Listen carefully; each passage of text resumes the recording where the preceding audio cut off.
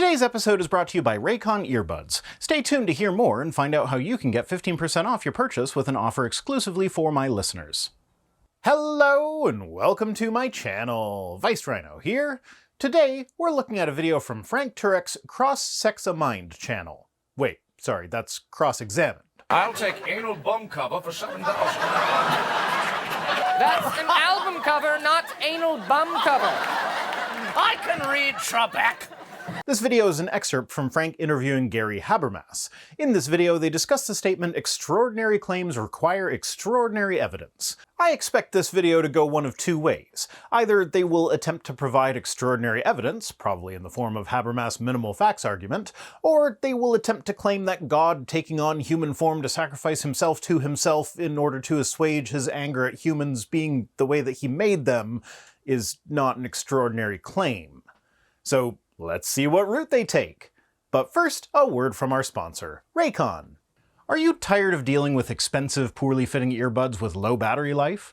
Look no further than Raycon earbuds. With their sleek and stylish design, Raycon earbuds offer not only great looks, but excellent comfort and fit. Each pair includes custom gel tips for a perfect in-ear fit. Raycon doesn't outsource the design and development of their earbuds. Their small but mighty team of design audio engineers cut their teeth at brands like Bose and Peloton.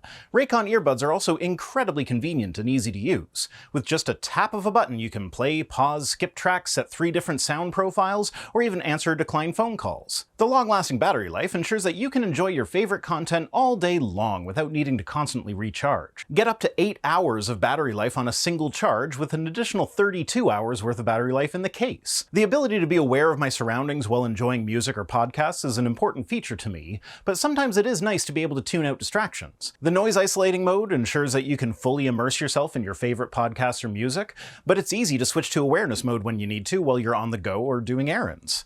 I especially enjoy this feature when I'm using my Raycons around the house. Not only are the Raycons great for doing chores, but they're also great for working out as they are water and sweat resistant.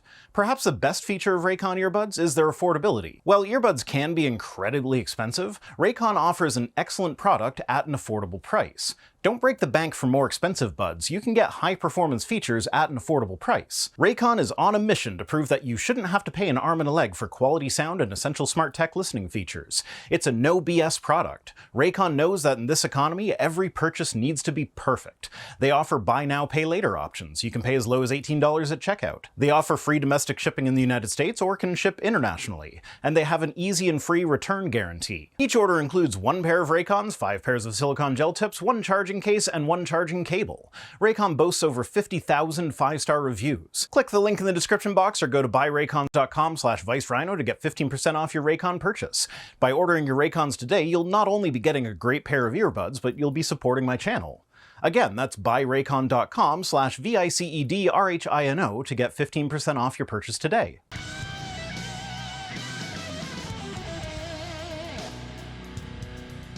With regard to extraordinary evidence or extraordinary claims require extraordinary evidence, how could you believe in a resurrection? That's an extraordinary claim. You'd need extraordinary evidence. What's your response to that?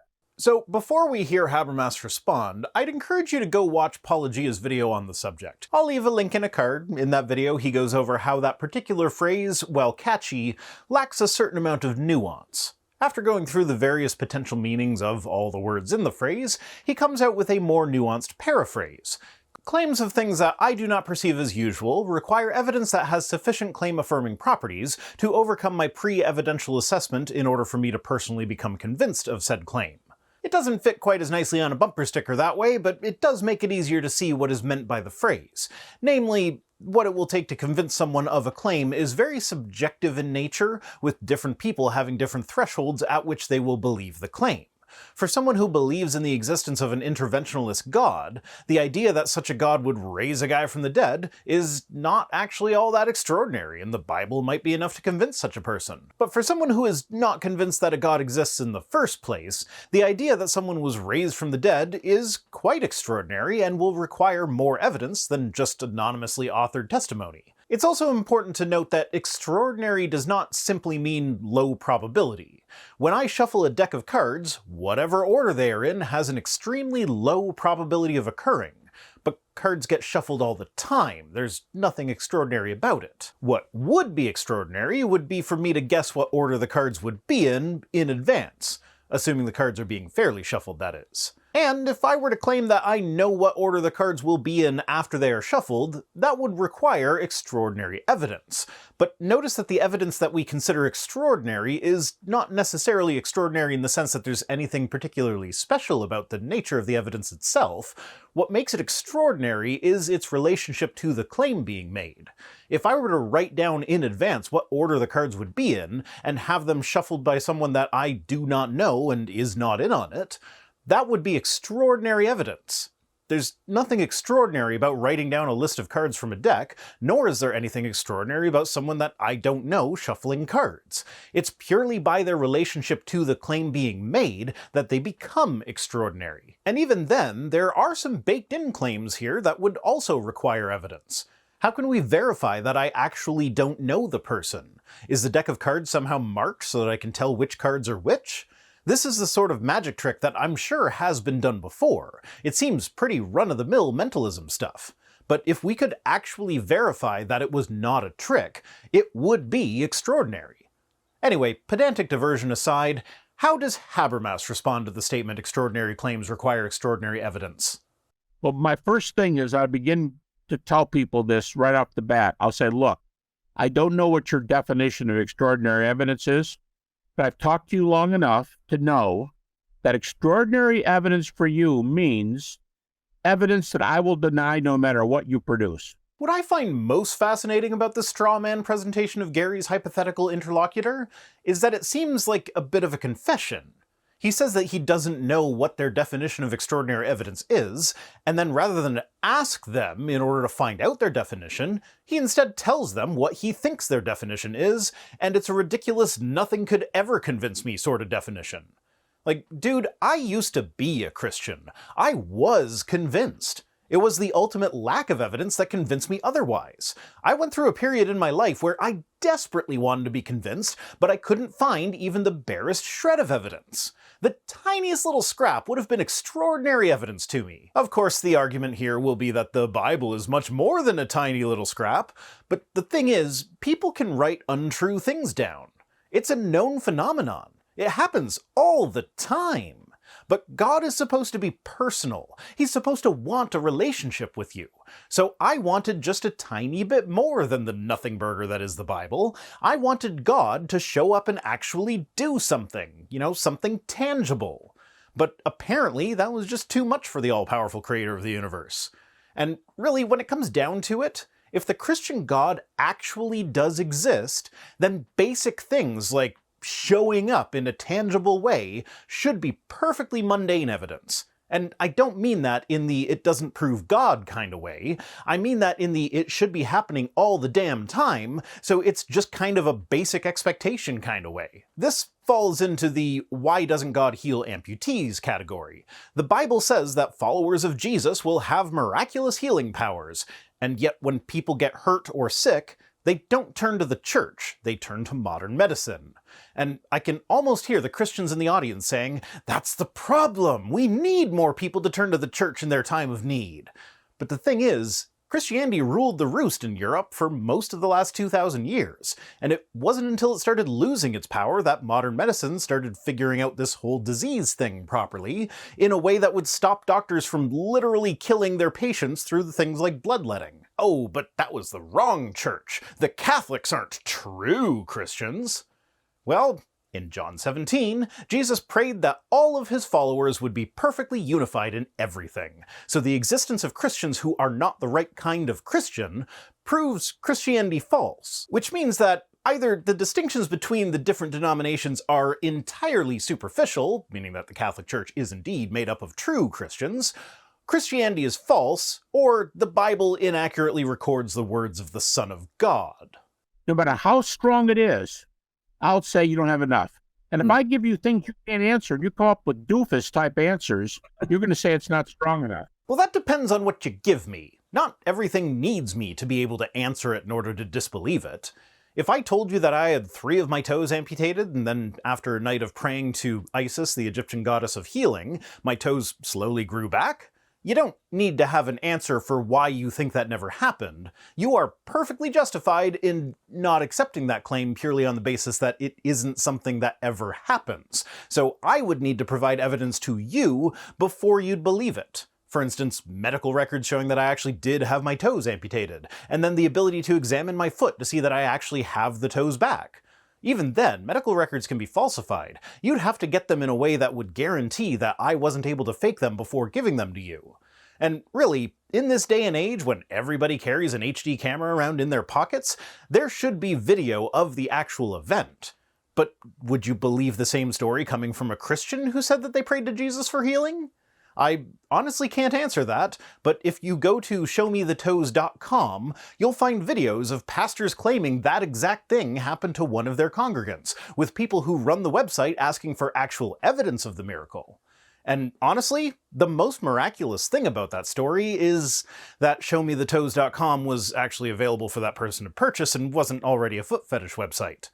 My point is that if you say that a guy rose from the dead, and back it up with writings from other guys who said that he rose from the dead, none of which were actually written by anyone who appears to have actually known him when he was alive, I don't need to explain any of the contents of those writings in order to not be convinced that the resurrection they describe actually happened. And really, Habermas is an historian. Like, he might teach at Liberty University, but he got his PhD at a real school, Michigan State. He should know that using historical methodology, it is impossible to prove a miracle, because proving something in the historical sense means looking at all the accounts we have of an event, and then using those accounts to determine which version of events had the highest probability of being accurate. And the fact of the matter is that, definitionally speaking, a miracle is an extremely low probability event. It will always be more probable that somebody wrote down something that didn't actually happen than that a miracle happened. And it doesn't matter why they recorded something that didn't happen. They could be lying, writing fiction, honestly believe what they are writing but be mistaken, just recording the beliefs of others, or any number of other reasons. The fact of the matter is that people writing things that have never happened is something that happens all the time, and as such is a perfectly mundane occurrence. A miracle is, by definition, something that is not a mundane occurrence. You might even say that it's an extraordinary occurrence. As such, it needs to meet a higher evidential standard if you want to convince people that it actually happened. But when the only evidence for miracles is third-hand accounts from anonymous authors from antiquity, it's just not convincing, no matter what those accounts say. You're not going to believe no matter what. And let me tell you the reason you're not going to believe no matter what. Oh, good. Not only does he already know my definition of extraordinary evidence, he also knows why I won't accept any of the evidence that he provides. Gary, I feel like maybe the reason people don't believe you is because you come across as a pompous asshole. Because the thing about human psychology is that even if you have the best, most convincing evidence imaginable, which honestly you should have given the purported capabilities of the guy you're making claims about, but even if you had the best evidence, if you present it in this condescending manner, people will be too put off by you telling them that you know more about them than they do to properly consider your evidence. You're probably an emotional or maybe a volitional doubter. An emotional or volitional doubter. Emotional I can understand. That's basically just what happens when the problem of evil becomes personal, and it's perfectly valid. Saying that God has some big mysterious plan isn't enough when part of that plan involves giving cancer to babies and sending good people to hell to be tortured for eternity, while horrible people get a free pass to heaven as long as they accept Jesus right before they die. But I don't understand how anyone ever comes to believe that there are people out there who actually do believe in the Christian God, but just decide that they don't want to believe in him. Like, do you really think that we're stupid enough to actively choose to be tortured for eternity in exchange for a few years of debauchery? Especially since the whole Christian message is that you can still live your life of debauchery. You just need to accept Jesus right before you die in order to get into heaven. Don't ever think for a moment that atheists and agnostics don't doubt. What? Doubt our atheism or agnosticism? I mean, sure, stick an atheist in a mostly religious society and it's not outside the realm of possibility that they will have a few "but what if I'm wrong" moments, especially if you put them in that society in the form of a child who grows up being told repeatedly that non-believers get tortured for all of eternity. but I fail to see what that has to do with the evidence required to convince them that your belief is correct. You know, Bart Ehrman has said, he says, I wake up sometimes in a cold sweat in the middle of the night, wondering if there's no afterlife or if I'm going to meet God in judgment. You know, that sort of species thing. Leaving people with a lingering fear of hell long after they've stopped believing in hell is not something you should be proud of. Like, we successfully give people religious trauma syndrome is not a point in your favor. Don't tell me, why are atheists so angry? And you go, well, we're not angry. Yeah, some are and some aren't. You can't really generalize that. And honestly, it depends on the specifics of what we're talking about.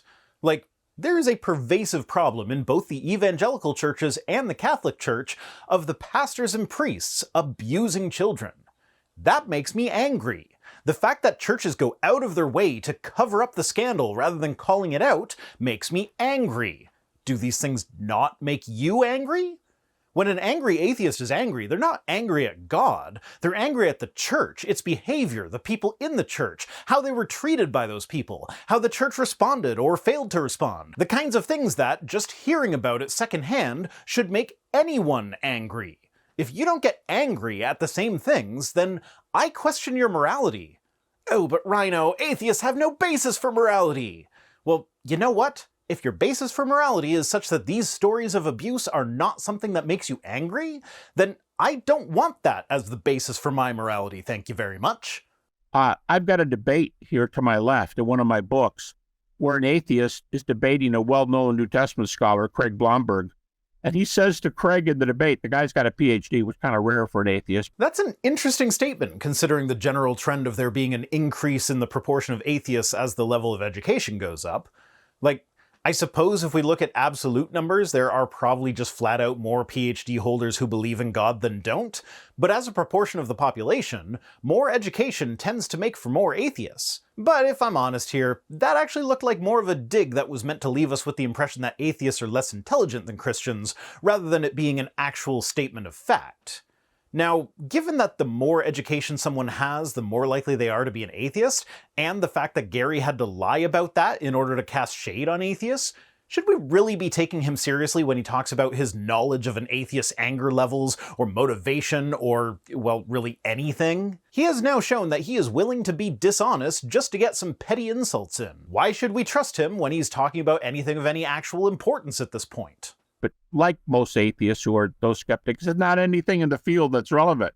Yeah, you know what? That actually is a problem. Most of the scholars who have anything to do with the Bible are not skeptics. They are people, like Gary here, who work for institutions that require them to hold certain beliefs a priori, meaning that they aren't allowed to objectively look at the data. They have to come to certain conclusions regardless of what the data says. Like, I personally am not a mythicist, but can you really blame people for being mythicists when the vast majority of scholars with expertise in the field that is best able to speak on the existence of Jesus are contractually obligated to believe not only that he was a real guy, but that he rose from the dead?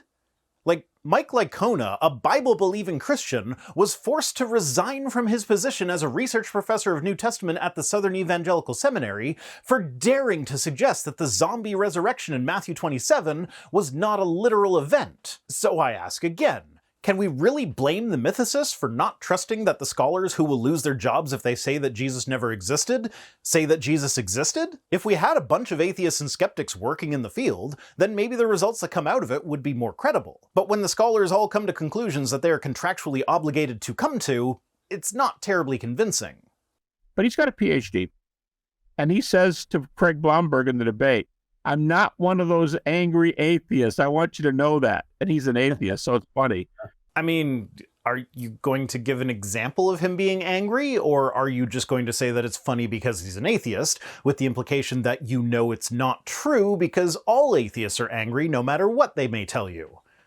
And this isn't a criticism of any real substance, but the way you said, and he's an atheist, so it's funny, is pretty much identical to how I've heard people mock bad jokes that require an explanation. A man went to the ER today with a toy horse stuck up his ass. Doctors describe his condition as stable. Get it? Get it? A stable is where horses live, so it's funny. What's most funny about this, though, is that the whole "it's funny because he's an atheist" thing Frank was so proud of that he used that as the cold open for this video. That was the highlight banger moment of this video that he thought was going to catch your attention. It's amazing. It's their emotions.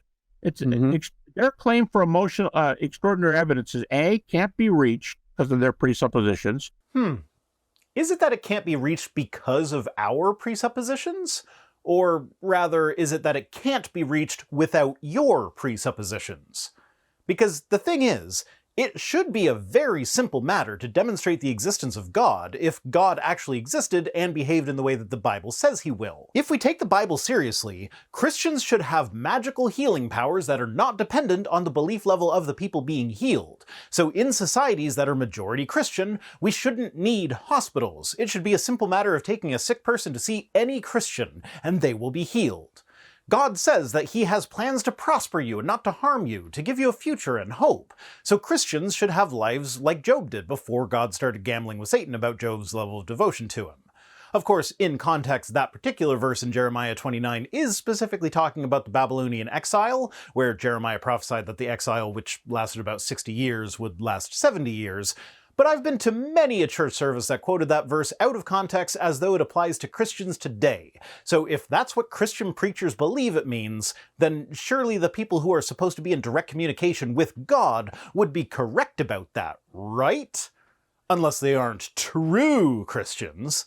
But then, as an atheist, it becomes rather difficult to figure out which version of Christianity is the true version, as they all claim to be true, and all provide Bible verses to back up the truth of what they are saying. And it's a big muddled mess that Jesus said would not happen, at least not if God answered Jesus' prayer, and since God and Jesus are both God, and there is somehow only one God, then God should be incapable of not wanting something that God wants. So when Jesus prayed that all of his followers, not just the ones that knew him personally, but also the ones who came to believe in him through the words of other followers, would be united, just as God and Jesus are united, specifically so that the world may believe that Jesus was actually sent by God, if God answered this prayer to himself, then it would not be possible for different denominations of Christianity to even exist. Every Christian would be a true Christian, and would believe all the same things about Christianity as every other Christian. So if Christianity is true and the Bible is the inerrant word of God, then all Christians are true Christians, and they don't have any disagreements with each other. And yet, from the very beginning of Christianity, there's nothing but disagreement. More than half of the New Testament is made up of letters written to churches to explain why they were wrong about some aspect of their beliefs or practices, and was meant to correct them to the one true version. So Christians disagreeing about what makes a true Christian appears to be as old as Christianity itself, which, rather amusingly, is excellent evidence that Christianity is wrong. So if we don't start with the assumption that Christianity is true, then if it is actually true, it should be very easy to provide evidence for it. But instead of doing that, you need to begin with the idea that Christianity is true as an assumption before we can even start the discussion, all while accusing those who don't take Christianity at face value of presupposing that it is false.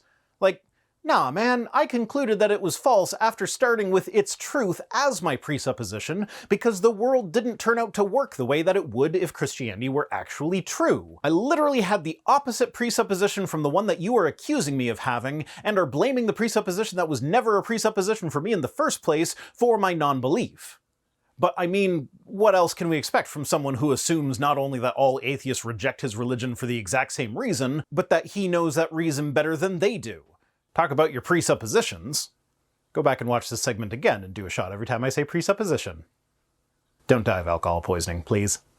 And B, probably because of their emotions. Yeah, you know what? My initial deconversion was rather emotional. I had a viscerally negative emotional reaction to reading about all the genocides that God commanded in the Old Testament. That didn't fit in with the loving God that I believed was the Christian God. But I was emotionally invested in continuing to believe in him, so I hunted for evidence that he was real. When my search came up empty, I had an emotional reaction. I felt betrayed. But notably here, it was not the emotion that caused my unbelief. It was my unbelief that caused my emotion. A lot of apologists get this backward. Even in the more clearly emotional cases of disbelief, it's the disbelief that causes the emotions. It's usually more like, X bad thing happened, this caused me to question my belief in a benevolent God who would stop things like that from happening. Now I'm losing my belief and I'm either angry at the loss of belief because I still want to believe, or angry that I wasted my time believing in the first place. But you know what? Unlike Gary, I'm not willing to paint everyone with the same brush. I'm sure there are people out there who disbelieve for emotional reasons, rather than the disbelief being what causes the emotions, but it's not as common as apologists would like you to believe. So I'm going to give them data that they cannot. If they go, well, here's the problem with resurrection. It's not just resurrection. You have to believe in another world. You've got to believe in Middle-earth, Narnia, or Oz. You've got to believe there's an Emerald City out there somewhere. Nah, we can take it one claim at a time. It is possible to believe in a resurrection without believing in an afterlife. After all, in the naturalistic view, who we are is a function of the brain. So if you were to somehow adequately repair the brain, then that's a resurrection that doesn't even necessarily require belief in the supernatural. And I'll go, time out. Have you ever heard of near-death experiences? Oh my god, Gary, no. You're not even going to go to your minimal facts argument as your extraordinary evidence. You're going to NDEs. Like, you take them seriously? There's so much about NDEs that basically makes it as clear as it's possible to be with that sort of event, that they are the result of brain activity in the extremely stressful situation of having lost blood circulation for a time before resuscitation. For starters, the religious experience NDEs always seem to result in experiences that are expectations of the major religion in the culture in which the NDE occurs. That is, in largely Hindu cultures, they have Hindu-themed NDEs. In Christian cultures, they have Christian ones. In Muslim cultures, they have Muslim ones, etc., etc. Even in the extremely rare cases where someone has an NDE of a religion that they did not belong to before their experience, they are always of religions that they had previous experience with. And then there's the fact that when it's studied, it's basically a big old nothing burger. In a 2014 study, researchers placed visual cues, things like playing cards, in areas of hospitals that most frequently experienced events that would require resuscitation. Of the 140 people they interviewed who had experienced NDEs, not a single one was able to provide details about these visual objects. In addition to that, out of these 140 people, they only found one who was able to give any details about what happened to their body during the resuscitation. And on top of that, there were no controls in place for this study to eliminate the possibility of confabulation. That's the process by which the brain will try to reconstruct memories of what it thinks might have happened by filling in the gaps between actual memories. When doing this, it can combine separate memories into one, add details to memories that were provided by external sources, modify previous memories to fit an evolving narrative, and even just straight up make up memories out of nothing. The researchers, who, for the record, they believed in NDEs, pointed out that in the study they could not rule out confabulation, saying, owing to the acuity and severity of the critical illnesses associated with cardiac arrest, the time to interview 4 patients was invariably not the exact same for every patient, which may have introduced biases, such as recall bias and confabulation, into the recollections. And then there's the fact that, when linguistically analyzed, descriptions of near-death experiences are very similar to experiences that happen while using ketamine, an NMDA receptor antagonist.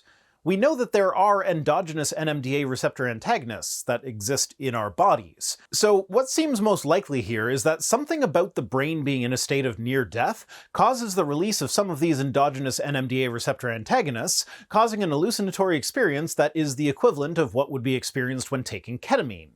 There is literally nothing about near-death experiences to indicate that it is not a phenomenon that happens as a result of brain function. Of course, you'll likely just reject this explanation as me being unwilling to even consider anything supernatural, but like, the guy who ran the study wanted to find positive results, and the best he could do was one single instance of someone describing their experience in a way that sounded like they might have seen their own resuscitation. He actually had to change his methodology during the study in order to even find any results, and that is a huge red flag in a scientific experiment. If you have to change your methodology partway through the experiment in order to coax out a positive result, then that taints the results and makes it look like you're engaging in the sharpshooter fallacy, where the shooter shoots their arrow first and then draws the target around where it hits in such a way as to make their shot a bullseye.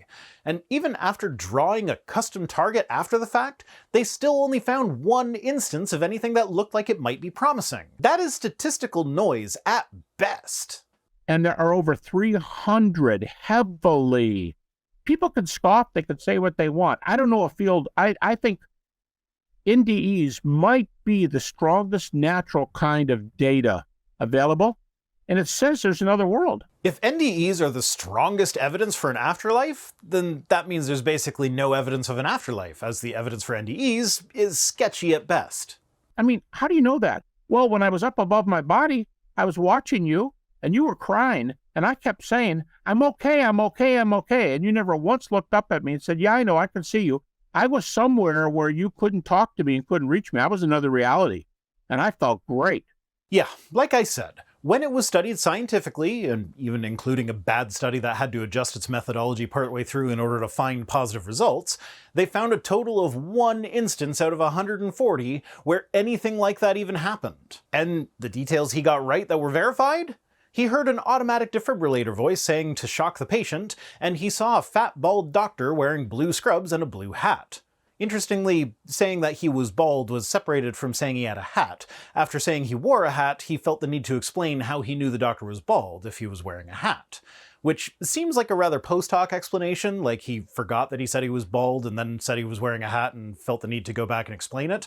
But even so, even if I grant all this, it's not some amazingly detailed account of exactly what went on. It was a rather generic account involving some very common elements. Like a doctor wearing blue scrubs with a blue hat? That's basically all of them, when they're in scrubs at least. Oh, but he was fat and bald. Okay, but now that we've guessed fat and bald, we still have 5 people left on the Guess Who board that it could have been. That's 20% of the total. That's not insignificant. My point is, those aren't exactly amazingly specific characteristics to get right if we're just guessing randomly. If he had given a detailed description of a tattoo or something like that, that might be a bit more convincing. But nah, just a fat bald doctor wearing one of the most common articles of clothing for a doctor to wear. And of course, this is all just assuming that this person never met that doctor beforehand, which is a very real possibility. And there's over 300 cases where something's going on, by the way, in the presence of measurable, that's all we can say, measurable, no heart, no brain.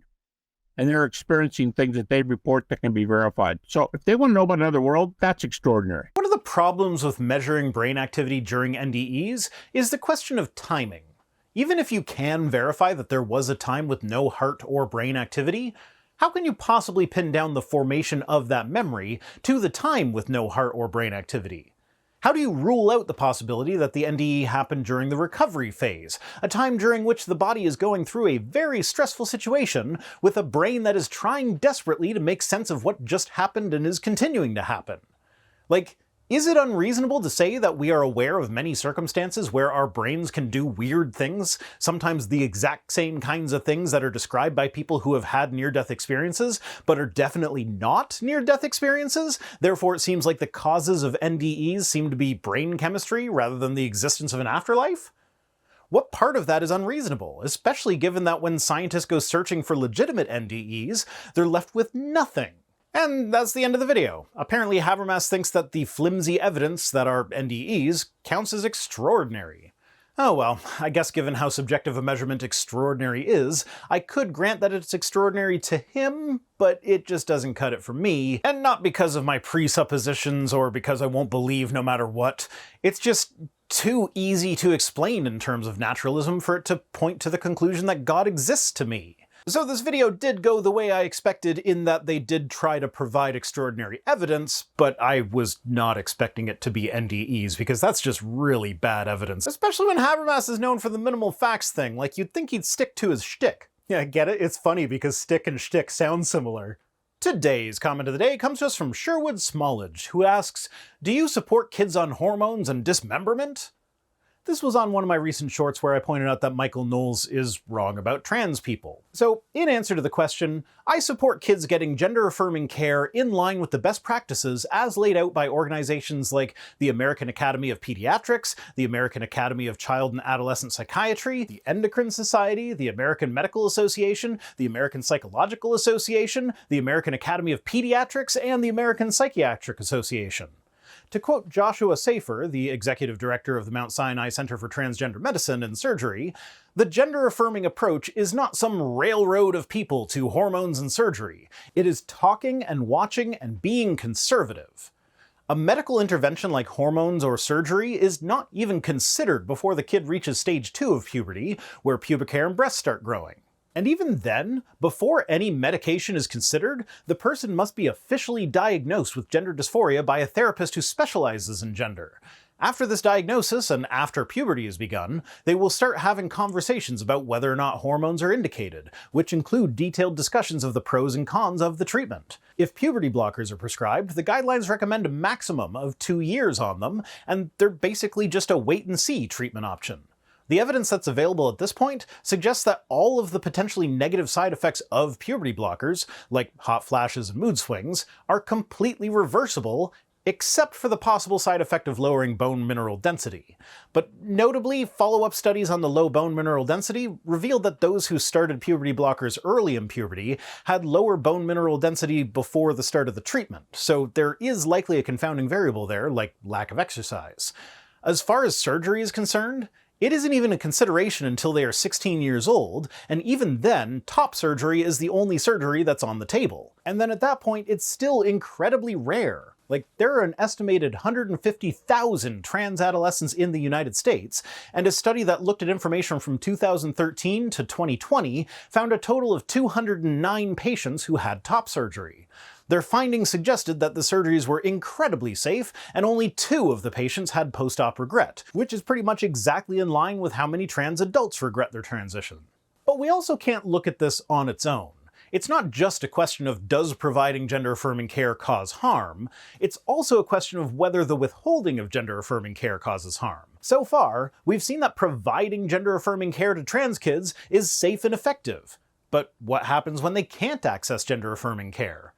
An increase in rates of depression, self-harm, suicidal thoughts, and suicide attempts. Now, I can imagine the anti-trans people suggesting that 2 kids regretting having top surgery is too many, even though that success rate would make it one of the most effective surgical interventions in all of medicine. But which is preferable? The less than 1% of trans kids regretting a surgery that does have reversal options, or 46% of them having depression, 40% engaging in self-harm, 52% considering suicide, and 17% of them actually attempting it? This seems like a no-brainer to me. Thanks for watching. Don't forget to go to buyraycon.com/vicedrhino for 15% off your order. Thanks to Tim Robertson for being my Patreon and sponsorship manager, and special thanks as always to my patrons, who are the explanation that makes the joke that is my channel funny. Get it? Get it? It's funny because I'm referencing a thing that happened earlier. If you'd like to be the epitome of comedy, you can join us on Patreon for as little as $1 per week over at patreon.com/vicedrhino, or by supporting the channel in one of the other methods that can be found at links.vicedrhino.com, which is also where you'll find links to my other projects. If for whatever reason you want to send me stuff, my P.O. Box address is in the description. See you next time!